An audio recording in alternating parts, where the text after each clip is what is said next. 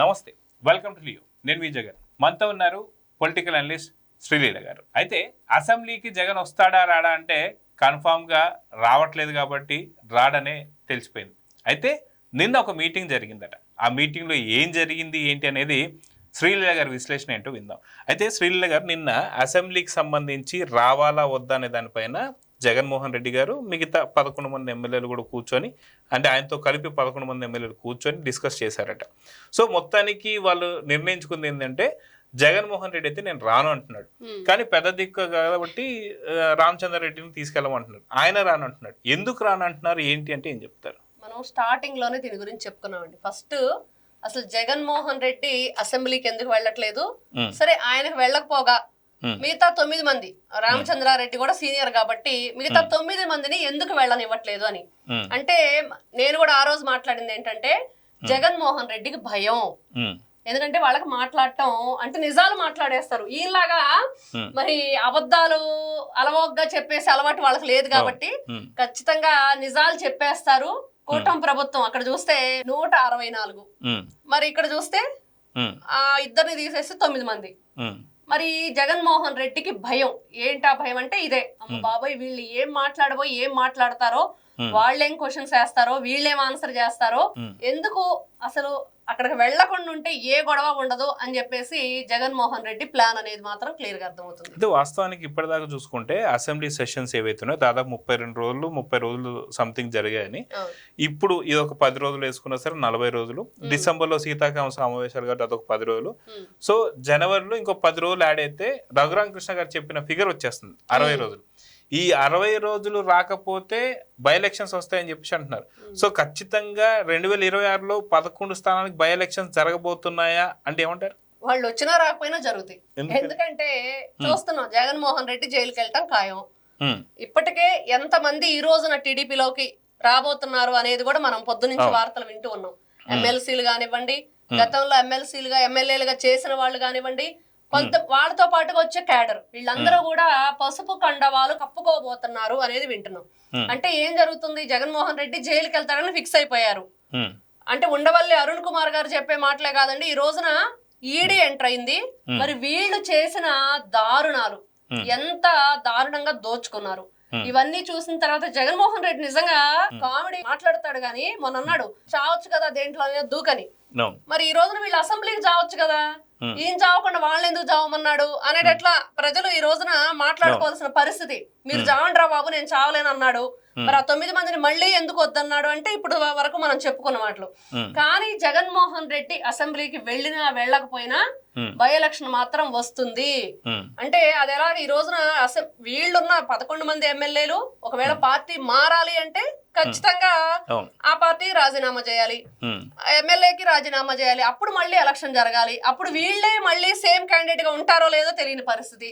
కాబట్టి ఖచ్చితంగా by election అయితే వీళ్ళు అసెంబ్లీ చచ్చినా చావపైన మాత్రం ఎలక్షన్ మాత్రం వస్తుంది. అయితే అదిగాక మనం చూసుకుంటే ఈ 9 మంది ఎమ్మెల్యేలో దాదాపు 6 మంది ఇప్పటికే వేరే పార్టీ చూసుకున్నారని చెప్పి, నిజంగా ఈ అసెంబ్లీ సెషన్స్ అయిపోయేంత లోపల వాళ్ళని వారి యొక్క శాసనసభకు సంబంధించి ఆ నియోజకవర్గం సంబంధించి మాట్లాడించకపోతే మేము ఖచ్చితంగా పార్టీని వీడుతామని చెప్పి బెదిరిస్తున్నారు కాబట్టి ఈ మీటింగ్లు పెట్టారని సంగతి తెలుస్తుంది. కానీ ఈ మీటింగ్లో కూర్చోబెట్టి బెదిరించారని కూడా కొంత వార్తలు అయితే వస్తున్నాయి.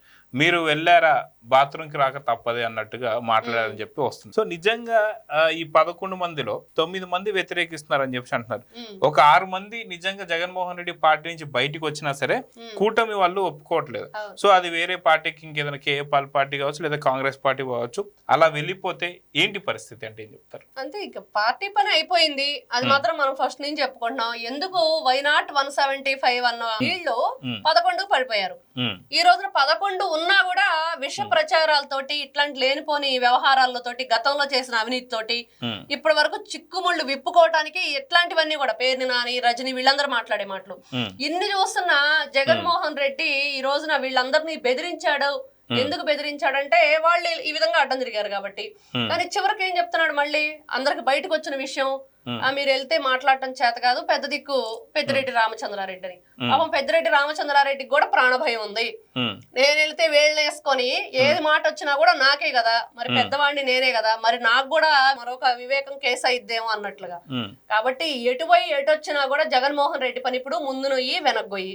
అది ఇక్కడ కౌన్సిల్లో మాత్రం మనం చూస్తే బొత్స సత్యనారాయణ గారు ఆయన ప్రతిపక్ష హోదాలో ఉన్నారు, ఆయన ఏదో మాట్లాడుతున్నారు అయిపోయింది. అయితే ఇక్కడ పెద్దిరెడ్డి రామచంద్రారెడ్డి గారు కూడా ఆ ప్రతిపక్ష హోదా ఇస్తేనే వస్తానని చెప్పి పెద్దిరెడ్డి రామచంద్రారెడ్డి అయితే అనలేదు. కాబట్టి నిజంగా మిగతా 9 మంది ఎమ్మెల్యేలు తీసుకొని 10వ ఎమ్మెల్యేగా పెద్దిరెడ్డి రామచంద్రారెడ్డి గారు వెళ్ళడంలో తప్పేంటంటే ఏం చెప్తారు?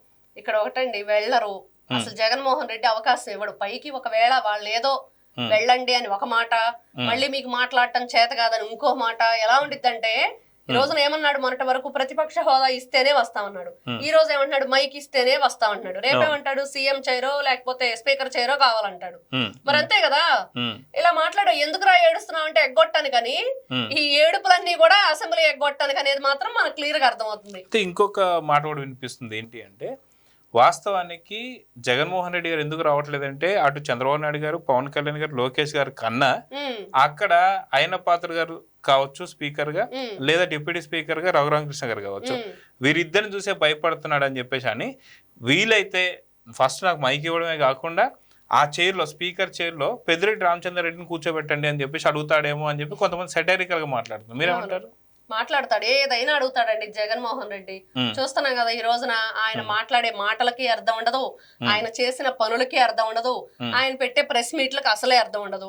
కాబట్టి ఎలాంటి మాటలైనా మాట్లాడతారు, ఏ విధంగానైనా మాట్లాడతారు. చెప్పాడు కదా, నాకు శాల్వాలు కప్పండి, పూలదండలు వేయండి అని, సన్మానాలు చేయమని. కాబట్టి అవార్డులో గివార్డులో ఇవ్వాల్సింది పోయి అన్నాడు జగన్మోహన్ రెడ్డి. కాబట్టి ఆయన ఏ కోరికైనా కోరతాడు, కొండ మీద కోతినైనా దింపమని అడుగుతాడు. కాబట్టి జగన్మోహన్ రెడ్డి మాటలు చాలా అంటే నార్మల్, ఇంక మనం వాటిని పట్టించుకోకూడదు అన్నట్లుగా ఆ పార్టీలో వ్యక్తులే ఈ రోజున ఎటువైపుకి వస్తున్నారో చూస్తే దాన్ని బట్టి మనకు అర్థమవుతుంది. మొత్తానికి వీళ్ళు అసెంబ్లీకి వచ్చినా రాకపోయినా ఎలక్షన్ మాత్రం ఖాయం వీళ్ళకి. అదే వాస్తవానికి 11 స్థానాల్లో నిజంగా ఎలక్షన్స్ జరిగితే, బై ఎలక్షన్స్ జరిగితే 2026లో కావచ్చు, సో ఎంతవరకు ఈ 11 సీట్లు కూడా గెలుచుకునే అవకాశం వైసీపీకి ఉంది అంటే ఏం చెప్తారు? ఖచ్చితంగా ఉండదు. 11 సీట్లు కాదండి, అసలు ఏ సీట్ వచ్చిద్దో కూడా తెలియని పరిస్థితి. ఈ రోజున ఉన్నది కాస్త ఊడింది, సర్వమంగళం పాడింది అన్న పరిస్థితి జగన్మోహన్ రెడ్డికి ఎదురు కాబోతుంది. అదైతే క్లియర్. ఎందుకంటే ఈ రోజున వీళ్ళు రాజీనామాలు చేయాలి, మళ్ళీ ఎలక్షన్ పెట్టాలి, ఏ క్యాండిడేట్లు వస్తారు ఎవరు అనేది కూడా చూస్తే ఈ రోజున కూటమి ప్రభుత్వం 164 తో ఉంది. మరి అంత గొప్పగా క్యాడర్ నడుస్తున్నప్పుడు ఎవరైనా సరే మళ్ళీ పిచ్చోడికి ఓటేస్తారంటే వేరు. అది మాత్రం క్లారిటీ ఇప్పుడు అందరూ చెప్పుకుంటున్న విషయం. కాబట్టి బాబాయిని గొడ్డలతో నరికేసిన వాళ్ళకి, మళ్ళీ వస్తే సినిమా చూపిస్తానన్న వాళ్ళకి, మళ్ళీ వస్తే రపరప 2.0 అన్న వాళ్ళకి ఓటు ఎవరేస్తారు?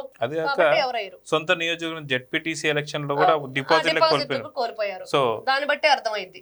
సో ఇదండి మొత్తానికి ఖచ్చితంగా 11 సీట్లలో బై ఎలక్షన్స్ మాత్రం ఖచ్చితంగా ఖాయం అని చెప్పేసి అంటున్నారు. సో నిజంగా 11 సీట్లలో ఎలక్షన్స్ జరిగితే వైసీపీ ఎన్ని గెలుచుకుంటుందో మీరు కామెంట్స్ రూపంలో తెలియజేయండి. నమస్తే. Please subscribe to Leo news for more videos.